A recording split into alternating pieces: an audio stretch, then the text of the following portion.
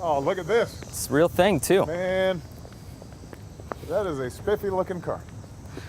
It's they've changed in appearance over the last few years. NASCAR's worked real hard to make them a lot safer. So tell me from soup to nuts, from start to finish, how do you guys start building one of these? You start under the hood. You have all the tubular chassis and everything that's under there.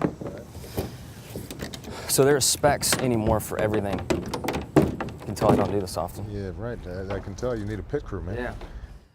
So there's specs for the weight of the vehicle, the tubing, a lot of the safety stuff that's around it. But you build the chassis, then the body is all, except for the nose and the trunk, is made of fiberglass that's provided by the manufacturer. But in here's where the real magic has happened lately. These seats are made of carbon fiber, and we've been through some real extensive testing to control the body and an impact and the head. Right. This is a mold that's made of my body and what's comfortable for me, contains my head, and we also have a Hans device that goes around the neck. Now, you got a whole bunch of stuff on. This does not look like my dashboard, guys. It looks a little different. It's, so over here's the main power switch. Right.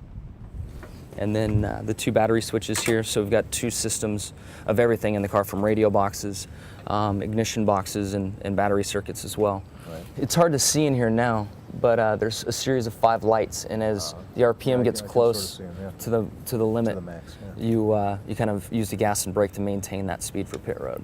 How much are you talking to your pit crew the whole time? My job, there's no telemetry on the vehicle. A lot of other forms of racing, they have active telemetry where you can see what's going on. So I have to be the computer. Every 5 to 10 laps, I explain where I'm having trouble with the car, so they can keep working on adjustments and combinations of things, from tire pressures, adjusting weight and springs and things. So you're just making a whole series of calculations constantly, even as you're driving. Yeah. It's like, okay, I feel like left tire's a little off for this or that. Truthfully, you feel like you're complaining all the time because all you're doing is telling them what it's doing wrong.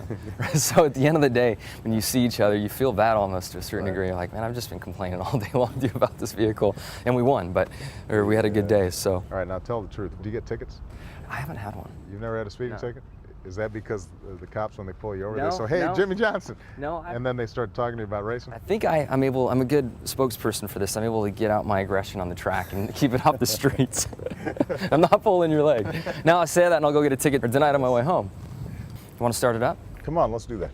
I'll make sure we get some throttle to it. See, he does that smooth, right? Even in a suit, he's got no problems with it. All right. All right. What